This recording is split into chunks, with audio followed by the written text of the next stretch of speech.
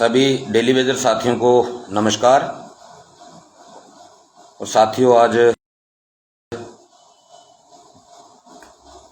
मैं पहली बार आप लोगों से लाइव में मिल रहा हूं और उसका एक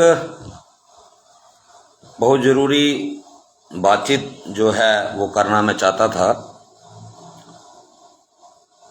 तो मैं चाहता हूं कि हर एक साथी इस लाइव को ज़रूर शेयर करे, क्योंकि आज सुबह से मुझे डिस्ट्रिक्ट रियासी से 2-3 फ़ोन आए थे, जिस वजह से मुझे लाइव आना पड़ा, क्योंकि वो साथी चाहते थे कि मेरी तरफ से ग्रुपों में मैसेज आए। तो मैं चाहता हूं कि सारे साथी इस वीडियो को शेयर कर दे ताकि हर एक साथी तक ये मैसेज पहुंच जाए। तो साथियों, मसला इशू ये है कि हमारे धर्माड़ी से सुबह मुझे 2 फ़ोन कॉल्स आए थे और एक रियासी से सुबह सुबह फ़ोन आया था। और वहाँ पे कुछ लोगों ने कल एक प्रोग्राम रखा हुआ है, तो वहाँ पे लोगों को मिसगाइड किया जा रहा है कि रवि हंस जी डिस्ट्रिक्ट रियासी में कल प्रोग्राम करने आ रहे हैं और आप लोगों को वहाँ पे आना है। तो साथियों की ये रिक्वेस्ट थी कि मेरी तरफ से कोई वॉइस मैसेज या वीडियो मैसेज हर एक साथी तक पहुँच जाए कि उसमें कितनी सच्चाई है। तो साथियों, मैं आप सब लोगों से ये क्लियर बता देना चाहता हूं कि हमारा डिस्ट्रिक्ट रियासी में फ़िलहाल कोई प्रोग्राम नहीं है, और हमारा कहीं भी किसी भी डिस्ट्रिक्ट में अगर कोई प्रोग्राम होगा तो वो आपको मेरे ग्रुप्स में भी और मेरी फेसबुक आईडी पे भी आपको उसका मैसेज मिल जाएगा। रात को मुझे रामबन से भी कल 2-3 जगह से फ़ोन आया कि यहाँ पे लोगों को कभी आधार कार्ड के नाम पे बुलाया गया डिवीज़नों के अंदर, किसी को ये बोला गया कि आप तो स्कूल का सर्टिफिकेट लेके डिवीज़नों में आ जाओ। तो लोगों को मिसगाइड करके प्रोग्रामों में बुलाया जा रहा है। और पिछले दिनों 2 बार पहले भी ये इंसिडेंट हो चुका है। जम्मू में कुछ मीटिंग्स कुछ लोगों की तरफ से रखी गई थी, तो जब हमारे साथियों को फ़ोन किया जाता था तो उनको ये बताया जाता था कि उस मीटिंग में रवि हंस जी भी आ रहे हैं, ताज जी भी आ रहे हैं, नवदीप जी भी आ रहे हैं, मोहन जी भी आ रहे हैं, होशियार जी भी आ रहे हैं। लेकिन हमें पता ही नहीं होता कि मीटिंग कौन कर रहा है और किस लिए कर रहा है। तो साथियों, मैं थोड़ा सा आपको इस बारे में ज़रूर बताना चाहूँगा। मैं पहले नहीं चाहता था कि मैं इस मसले के ऊपर बोलूँ, लेकिन अब लगता है कि बोलना बहुत ज़रूरी हो चुका है।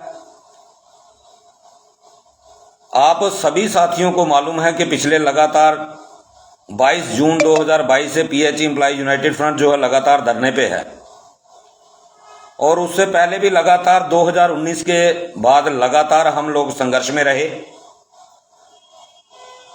जब कोविड पीक पे था, हम लोगों ने 49 दिन तक चेन हंगर स्ट्राइक की थी। उस वक्त हम लोग कोविड पॉजिटिव भी हो गए, लेकिन हमने अपना संघर्ष जो है वो नहीं छोड़ा। तब एक 12 वोचर का इशू हुआ करता था, जिसके ऊपर लोगों ने काफ़ी सारे लोगों से पैसा भी कलेक्ट किया, कभी कोर्ट केस के नाम पे, कभी प्रोटेस्टों के नाम पे, लेकिन अल्टीमेटली पैसा खा करके डकार मार के ग्राउंड छोड़ के भाग गए। और जब 2021 में 29 नवंबर को जब हमारी मीटिंग, अटल डुल्लू जी जब फाइनेंस कमिश्नर बन के आए, उनके साथ जब मीटिंग हुई तो ये डिसीजन हो गया कि 1 हफ्ते के अंदर हम आपका 12 वोचर का राइडर जो है वो ख़त्म कर देंगे। तब भी लोगों ने जाकर के लोगों को गुमराह करने की कोशिश की कि ये हमने करवाया। तब भी मुझे फिर मीडिया में आकर के बोलना पड़ा। मैं ये पूछना चाहता हूं लोगों से जो आज नेतागिरी करने के लिए, डेली वेजर का सौदा करने के लिए दर दर की ठोकरें खा रहे हैं, पिछले 3 सालों से वो लोग कहां थे? 10 मार्च से पहले वो लोग कहां थे? जब पीएचई एम्प्लॉइज यूनाइटेड फ्रंट ने सरकार को मजबूर कर दिया, सत्ता पक्ष को और विपक्ष को, कि असेंबली के अंदर डेली वेजर का मुद्दा गूंजा, तो कहीं ना कहीं उन नेताओं को लगने लगा कि हमारा नाम खत्म हो जाएगा और वो नेता बरसाती मेंढकों की तरह आज कभी उस चेयर के पास। तो साथियों, ये साफ दर्शाता है कि डेली वेजर के दुश्मन बाहर तो जितने हैं वो हैं, लेकिन डेली वेजरों के अंदर ही डेली वेजरों के बहुत सारे दुश्मन हैं। जिन लोगों ने जॉब छोड़ दी, जो एक बार डेली वेजर को धोखा दे करके अपनी सियासत चमकाने के लिए पॉलिटिकल पार्टियों में चले गए, आज वही लोग, जब उन लोगों ने देखा कि आज सरकार मजबूर हो चुकी है डेली वेजर से बात करने के लिए, तो आज वो लोग महापंचायत करने जा रहे हैं। किस बात की महापंचायत? एक पॉलिटिकल आदमी जो एक डिफीटेड एमएलए है, उसको क्या परेशानी हो गई कि पहले डेली वेजर को धोखा करके सियासत ज्वाइन की। जब सियासत में अपना सिक्का नहीं चला, जब सियासत में अपनी औकात पता चल गई कि हमारी औकात कितनी है, तो आज फिर डेली वेजर का बेड़ा गर्क करने के लिए आज दोबारा वो मैदान में आ रहे हैं। और हमारे डेली वेजर बेचारे इतना भी दिमाग लगाने के लिए तैयार नहीं है कि आखिर उनका मोटिव क्या है। मेरा लाइव आने का सिर्फ इतना मकसद है, मैं हर एक डेली वेजर साथी को यह बताना चाहता हूं, मैं कभी भी किसी भी पॉलिटिकल मंच पे नहीं आऊंगा। अगर आप लोगों के पास कोई ऐसा फोन आता है तो आप सबसे पहले मेरी आईडी चेक करें। मेरा कहीं भी कोई प्रोग्राम होगा तो वो मेरी आईडी पे जरूर आपको मिल जाएगा। आज मेरा नाम लेकर के लोगों को गुमराह करके बुलाने की कोशिश की जा रही है। और पिछले दिनों उन्होंने किसी साथी के द्वारा मुझे भी कांटेक्ट किया। और देखिए कितनी बड़ी मजेदार बात है कि सियासी आदमी सियासत के तरीके से सोचता है। मेरा ही एक साथी मुझे बीसी रोड में आकर के बताता है कि वो हमारे स्टेट प्रेसिडेंट जो 1.5 लाख की बात किया करते थे, वो कहते हैं हम साथ में चलेंगे, रवि जी बड़े भाई बन जाएं, रवि जी को प्रेसिडेंट बना देते हैं, हम उनके साथ चलेंगे। क्योंकि साथियों नेटवर्क का बहुत इशू यहां पे चल रहा है, बार बार डिस्कनेक्ट हो रहा है। तो पिछले दिनों मुझे ऑफर की गई कि आप प्रेसिडेंट बन जाओ, मैं आपका छोटा भाई बन के आपके साथ चलूंगा। और रीजन देखो कि पॉलिटिकल आदमी मुझे रीजन क्या बता रहा है कि आपके साथ हिंदू लड़के तो हैं, लेकिन मुस्लिम लड़के आपके साथ बहुत कम हैं। हिंदुओं को आप इकट्ठा करो, मुस्लिमों को मैं इकट्ठा करूंगा, मुस्लिमों में मेरी पकड़ मजबूत है और हम साथ में होकर के चलेंगे। साथियों, ये ट्रेड यूनियन कल्चर नहीं होता। हिंदू मुस्लिम का मुद्दा जो है ये पॉलिटिशियनों के लिए है, ये ट्रेड यूनियन के लिए ये मुद्दे नहीं होते। और मैं उन लोगों से भी ये अपील करना चाहूंगा, आप क्या कर रहे हो, क्या करना चाहते हो, जो आपका दिल करता है करो, लेकिन मेरा नाम लेकर के लोगों को गुमराह मत करो। ना रवि हंस कभी पहले पॉलिटिकल सेटअप में आना चाहता था, ना आगे कभी आएगा। और कोई भी पॉलिटिकल पार्टी या कोई शख्स ये सोचे कि मैं उसके साथ मंच शेयर करूंगा, ये कभी पॉसिबल नहीं होगा। और ये मेरी सभी डेली वेजर साथियों के लिए संदेश भी है कि मेरा नाम लेके अगर कोई आपको कुछ बुलाता है तो आपको कहीं जाने की जरूरत नहीं है। आप मेरी आईडी चेक कर लें, मेरा कहीं भी कोई प्रोग्राम होगा वो मेरी आईडी पे आपको मिल जाएगा। और मेरी आईडी ओपन है, वहां मेरा फोन नंबर भी है। कोई अगर साथी बात करना चाहे सुबह 9 बजे के बाद शाम तक बात कर सकता है। इन लोगों की पिछले 2014 के बाद इन लोगों ने क्या किया ये भी आप सबकी नॉलेज में है। आज मैं देख रहा था एक महान नेताजी कह रहे थे कि 2014 से पहले सैलरी नहीं मिलती थी। तो वो उनको मैं निवेदन करूंगा कभी लाइव डिबेट में आ जाए, मैं आपको ऑन डॉक्यूमेंट में बताऊंगा कि 1994 से लेके 2005 तक हर महीने सैलरी मिलती थी।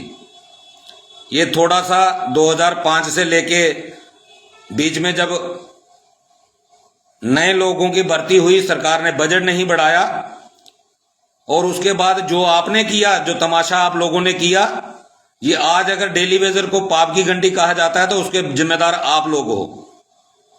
जो लोग सत्ता में रहते हुए आपका काम नहीं कर पाए थे, आपने उनको पॉलिटिकल मंच दिए। तब जो मौजूदा सरकार थी उसके खिलाफ आपने प्रोपेगेंडा चलाया, और वो प्रोपेगेंडा चलाने के बाद डेली वेजर को ये टैग लग गया कि ये कांग्रेस के लोग हैं, ये नेशनल कॉन्फ्रेंस के लोग हैं। क्योंकि जब तक वो कैबिनेट में मंत्री रहे उन्होंने काम नहीं किया, और जब आपने डेली वेजर को इकट्ठा करके उन लोगों को मंचों पे बुलाना शुरू किया, तब जाकर के डेली वेजर बदनाम हुआ, और ये सारा क्रेडिट आपको जाता है। और ये आपकी ही मेहरबानी थी कि 2018 आते आते 2018 में एक ही मंथ की वेजेस मिली थी, और ये पीएचई एम्प्लॉयज यूनाइटेड फ्रंट की मेहनत है। 2019 से लगातार जब पीएचई एम्प्लॉयज यूनाइटेड फ्रंट मैदान में उतरा और डेली वेजर साथियों के सहयोग से, उनकी हिम्मत से हमने हर महीने वेजेस लेना शुरू किया। हमने डेथ केस वालों के लगभग सबको पैसा दिलवा दिया, और अब इस साल हमने जो लोग बेचारे बीमार थे मेडिकल ग्राउंड पे उनको पैसा दिलवाया। हमने थोड़ा अचीव किया, लेकिन हमने अचीव किया है। आपने आईडीआई का पैसा अलग से आता था, आईडीआई की हर महीने वेजेस आती थी, आप लोगों ने उनका भी बेड़ा गर्क कर दिया। और आज आप जब आपने देखा कि पीएचई एम्प्लॉयज यूनाइटेड फ्रंट ने एक लाइन खींच दी कि पीएचई डिपार्टमेंट को एसेंशियल सर्विस के अंदर कंसीडर करके अलग तरीके का बेनिफिट मिलना चाहिए, तो आपके पेट में मरोड़ पड़ना शुरू हो गए। ये सरकार के एजेंट बन के आज जगह जगह दर बदर की ठोकरें खा रहे हैं, जो पिछले 10 मार्च से पहले ये कहीं नजर नहीं आ रहे थे। तो मेरा साथियों से यही निवेदन है, इन लोगों से कैसे ट्रीट करना है ये आप बेहतर जानते हो। मैंने पहले भी कहा था, जिस दिन मेरे 4 साथी कह देंगे कि आप लीडरी छोड़ दो, मैं 1 मिनट में छोड़ दूंगा, क्योंकि ये फैसला मैंने 17 अक्टूबर 2022 को ही कर लिया था। लेकिन कुछ साथियों की ये डिमांड थी कि आपको हमारे लिए लड़ना है, तो इसीलिए मैं लड़ रहा हूं। मुझे ना नेतागिरी का कल शौक था, ना आज शौक है, लेकिन डेली वेजरों से इतना जरूर कहना चाहूंगा कि अगर आप आज भी भटक जाओगे तो दूसरा कोई आपको बचा नहीं सकता। कम से कम इतना जरूर दिमाग लगाओ कि ये लोग कल कैसे थे, आज कैसे हैं, भविष्य में कैसे होंगे। और दूसरा, अब मैं मुद्दे पे एक बात करना चाहूंगा। हमारे कुछ लोगों को लग रहा होगा कि कल असेंबली खत्म हो गई, बिल पास नहीं हो पाया, तो शायद कुछ लोगों को लग रहा होगा कि कहीं हमें उसका नुकसान ना हो जाए। तो साथियों, आपको घबराना नहीं है, बिल्कुल नहीं घबराना है। यह भी सच है कि अगर कल असेंबली के अंदर बिल पास हो जाता तो उससे डेली वेजर को बहुत बड़ा फायदा मिलना था, क्योंकि आगे नेक्स्ट असेंबली से पहले डेली वेजर रेगुलाइज हो जाता। लेकिन सियासी हमाम में सभी नंगे हैं, ये कोई नहीं चाहता कि डेली वेजर का मसला इतनी जल्दी सुलझ जाए। सियासत को छोड़ो, हमारे ही लोग नहीं चाहते। पिछले दिनों आपने देखा 10 तारीख को हमारे ऊपर लाठीचार्ज हुआ। 11 मार्च को जब उमर अब्दुल्ला साहब को विपक्ष ने जब मुद्दा उठाया और उमर अब्दुल्ला साहब ने कमेटी की घोषणा कर दी, तो वो लोग सामने आ गए जिन लोगों ने 2014 में डेली वेजर की रेगुलाइजेशन को अवॉइड करके 58 साल से 60 साल की रिटायरमेंट एज बढ़ाई थी। वो लोग मीडिया में आकर के सरकार का वेलकम कर रहे हैं, क्योंकि उनको तो वेलकम ही करना, उनको अपनी नेतागिरी चमकानी है। और आज वो कह रहे हैं कि इन लोगों को कमेटी के साथ रिकमेंड कर रहे हैं कि इन लोगों को कमेटी से बात करनी चाहिए। कमेटी उमर अब्दुल्ला को चिट्ठी लिख रहे हैं। जो लोग पिछले कई सालों से नजर ही नहीं आ रहे, ना कोई प्रोटेस्ट कर रहा है, ना कोई ग्राउंड पे डेली वेजर की बात उठा रहा है, उनके नाम दिए जा रहे हैं कि इन लोगों से बात करो। तो साथियों, वो क्यों दिए जा रहे हैं ये आपको खुद समझना चाहिए। सेंट्रल गवर्नमेंट ने एक कमेटी का गठन किया हुआ 8th पे कमीशन के लिए, और अगली 2026 में पे कमीशन का जो टाइम पूरा हो रहा है, और आज उनको डेली वेजरों के कंधों की जरूरत है अपना 8th पे कमीशन लागू करवाने के लिए। तो उन लोगों से भी बचने की जरूरत है जो प्रोटेस्ट ही नहीं करते, सिर्फ अपनी नेतागिरी चमकाते हैं। कभी किसी के साथ फोटो खिंचवाने के लिए दौड़ पड़ते हैं, कभी किसी के साथ फोटो खिंचवाने के लिए दौड़ पड़ते हैं। तो साथियों, आपको जो हमारी काम छोड़ हड़ताल के बाद जो कमिटमेंट हुई थी, हमारा आज भी उसके ऊपर स्टैंड है। और पिछले दिनों हमारी दोबारा प्रिंसिपल सेक्रेटरी काबरा साहब के साथ भी मीटिंग हुई है, हमारे पीएचई मिनिस्टर जल शक्ति राणा साहब के साथ भी मीटिंग हुई है, और उन्होंने स्पष्ट कहा है कि जो कमिटमेंट हमने की है हम उसको पूरा करेंगे। और जैसे ही बजट ये रिलीज होगा, इस 25-26 का ग्रांट से रिलीज होंगी, तो कुछ ना कुछ हम आपको पेंडिंग वेजेस का देंगे। तो हम उसी चीज का इंतजार कर रहे हैं, क्योंकि कल असेंबली खत्म हुई है, अब 2-3 दिन लगातार छुट्टियां हैं। तो उसके बाद मुझे लगता है कि वो ग्रांट से जो है वो रिलीज हो जाएंगी। और जब ग्रांट रिलीज होती हैं तो उसमें हमारे लिए क्या मिलता है, ये सारी चीजें देखने के बाद ही हम अगला कदम उठाएंगे। क्योंकि अगर आज हम अपना वादा खुद तोड़ देते हैं, अगर आज हम प्रोटेस्ट करते हैं, तो समझो कि जो हमारा पिछली कमिटमेंट हुई है वो हमने खत्म कर दी। इसीलिए किसी साथी को घबराने की जरूरत नहीं है।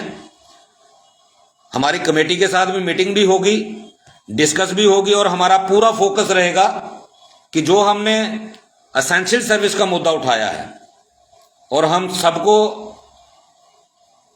देखिए, मेरा स्पष्ट कहना है कि जो लड़ेगा हम उसकी बात करेंगे, जो नहीं लड़ेगा, जो हमारा साथ नहीं देगा, हम उसकी बात नहीं करेंगे। हमें कोई शौक नहीं है कि हम जाके पीडब्ल्यूडी में लीडरी करें, पीडीडी में लीडरी करें, या एग्रीकल्चर में करें, या फ्लोरिकल्चर में करें। हमारा मोटिव वो नहीं है। हमारा मोटिव है रेगुलाइजेशन।